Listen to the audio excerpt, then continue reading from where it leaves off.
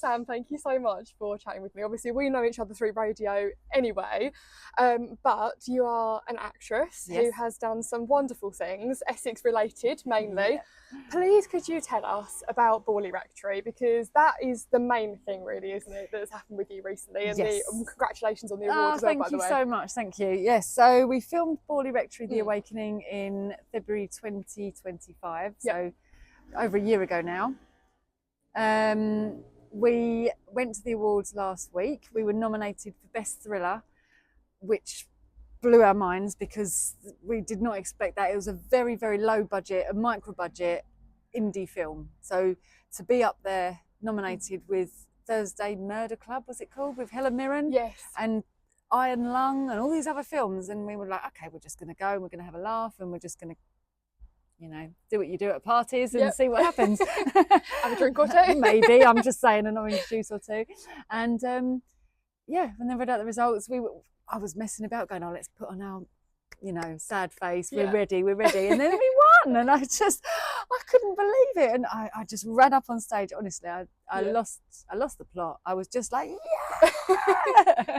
Well, I saw the pictures and the pictures. It's incredible, and your dress was stunning as well. Thank you so much. Oh, big shout out to Crystal's Boutique. Thank you very much. They're good. I like them. Amazing. Yeah, I got dressed in them before. Yeah, good old Crystal's in me. Yeah, so Borley Rectory as a whole, it's quite interesting. I was doing a little bit of digging into the plot, and obviously Borley Rectory was an actual place, even though it's burnt down now, and there is now a private house sort of on the grounds, but part of the church is still standing. Oh, you have done your research. I have. I'm a big history nerd, Sam. Oh, you know me. Yes, I love great. It. So the thing with Borley Rectory is that it's very, very haunted. Now, you played one of the very terrifying nuns, didn't you? Yes. How did you cope? Well, I've always been interested in horror. Yeah. I don't know. Well, honestly, I was expecting to get the part of the mum, if anything. Right. I had no idea that they had Patsy Kensit for the part. Yeah. So that was a big surprise as well. Mm-hmm. But when I met with the director, I'd worked with him before on Sweeney Todd, the year before that, and so he'd invite me back, and I, you know, sitting there chatting to him, and I thought I was going to go for Constance, and then when he said, "We've got you down for the nun," I was just overwhelmed, because that's a really gritty role. Yeah. It's really, I mean, I'm not going to give too much away, but there is quite a heavy scene where she gives birth under bad circumstances, and it's really quite traumatic, and I really had to dig deep and go dark for it, but I loved it. I loved it, and if I'd got the part of the mum, I wouldn't have had the chance to do that. No. So being the jump scare with some really traumatic parts, that's the sort of roles I'm after. I mean, how do you even prepare for a role like that? Because it's not exactly something that you sort of dig down into in daily life, is it? Well, no, and I've never been pregnant. I've never had a baby before, so I didn't know. Being a nun. I mean, well, have you haunted people before? Maybe. It's not about finding the literal and relating to it. It's about finding the truth and relating to it. So the trauma that she'd been through, like I say, I've never been pregnant, I've never had a baby, so I don't know what labour's like. But I chatted to a lot of women, and a lot of their experiences wasn't too bad, and you know, some I don't want to speak out of turn, but some enjoyed the experience of giving birth, so they were no good to me. You don't want them. No, they're good. So I spoke to quite a few women who hadn't had great experience. They didn't mind sharing with me what it was like, and the majority of the people on set were men. There were women there, but for that specific shot or scene, it was mainly men, and most of them had sat in with their wife or partner, and I think I've traumatized some of them because it brought it back how horrendous it was. No, you know, because seeing your partner go through that is also bad. But for me, when I sort of did the scene and I opened my eyes, the director was kneeling next to me, and he just went, I won't say the exact sentence, but he said that was amazing. And I was so emotional, because you know, you're so pent up. I've been holding on to those emotions for a few hours, and I'd had this release, and so as soon as he said it again, I started crying. I was just like, oh, thank you so much. Was that sort of a one-shot thing and you're done? We had a little rehearsal, but I didn't give it all away. No. And I'm so glad we did have a rehearsal, because I have a tattoo of a breast cancer ribbon on my wrist. And when I did the rehearsal, afterwards I realised that would have been seen. So if I'd given it my all for the rehearsal, you would have to redo it anyway. Yeah, exactly. So I you know, just a few minor adjustments, and then it was one shot. And fortunately, they didn't make me go for it again. I could have. I was ready for it, but I'm glad they didn't. No, of course. And working with actresses like Patsy Kensit, that must be quite an experience for you. It really was. It was next level. Patsy Kensit was amazing. She felt like one of the team. Yeah. She would come and sit with us. She had her own green room, which she didn't request. Her agent requested for her, and she was like, "What? I'm fine. I want to sit with the people, not on my own in a little room." Yeah. So she would come and sit with us, and have teas and coffees and food with us. There was also Julian Glover, who I don't know if you know. Yes. Yep. So he's in his 90s, so he's a bit frailer, and also he's a bit of a superstar. Yeah. He's a franchise actor. Yeah. So although he was very polite, very friendly, such a lovely person to be around, there was an awe around him. Yeah. If he wanted to come and join us, he would have, or whatever, but we all kept a little bit of a distance from him. Or if we chatted, it was very much like, it's a little bit starstruck. Yeah, a little bit. Yeah. Whereas Patsy, she's massive. Everyone knows who she is, but she was just instantly just one of the team. Yeah, that's lovely. So it's nice to have that balance. And then there was Mark Wingett, who was in the bill, which you're probably too young for. I remember it. I've seen bits of it. Okay, sorry, but maybe you've just got a young face. I'm an 80-year-old in a 22-year-old's body. Oh, I know I've a few been of them. told that a few times. Yeah. Okay, all right. So you know the bill. Well, this was Jim Carver. Do you know the? I know the name. Right. Okay. So and he was such a laugh. Yeah. He was really silly. Yeah. He's a really talented but silly man. Right. So he'd be sitting there and he'd be yodeling or just brilliant. Yeah, just being a silly laugh. And he was good fun at the National Awards ceremony as well. I really hope I get to work with him again, actually, because he's one of those actors who can just turn it on. Yeah. I need to go and take myself off, just have a little minute, get prepared, and go to the scene ready. Whereas he seemed to just be able to, not mess about. He took it seriously, but he could just switch, and that's years of experience, I guess. So we've got to touch on being an Essex girl. Obviously, you've done the Essex Girl documentary, like I have. So I think there's quite a lot of stigma and stereotype around that. So has any of that impacted your acting career, especially when you were first starting out, being from Essex? I think it still does, especially when it comes to my accent. Yes. So I'm actually back in the day when I was probably up to the age of about 25, RP was you had to speak like a old BBC radio broadcaster, and that was always the requirement. You had to know RP, and I'd never had voice coaching. I'd had loads of acting lessons, singing, dancing, mainly acting, but yeah, the RP was never really a box I could tick. No.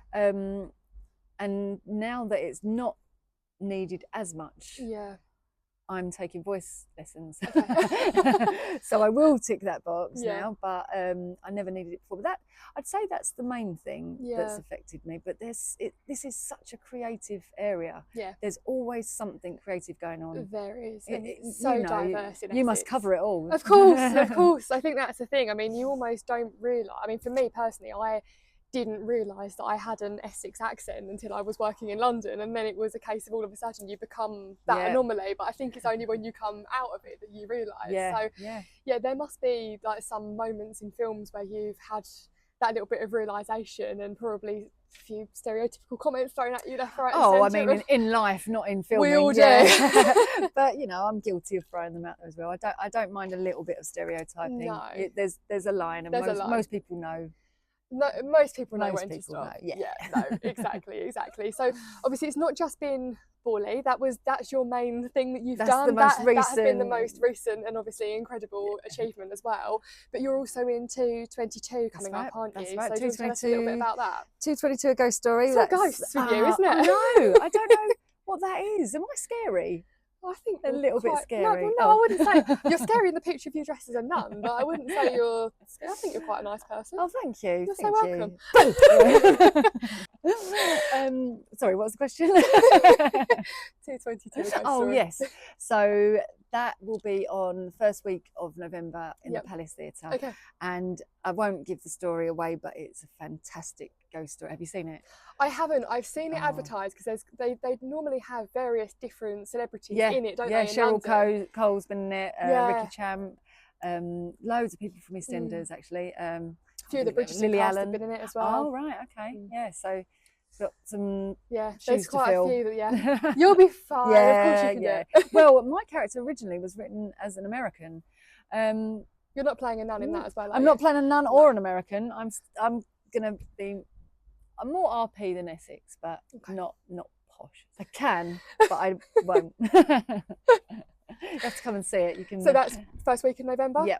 Okay, and obviously tickets are normal places and yeah, you can find them. I don't think they're on sale yet. I think it's early August they're on sale. Oh, amazing. So obviously you do a combination of film and stage? Mainly film and theatre. Yeah. So how did you actually get into it in the first place?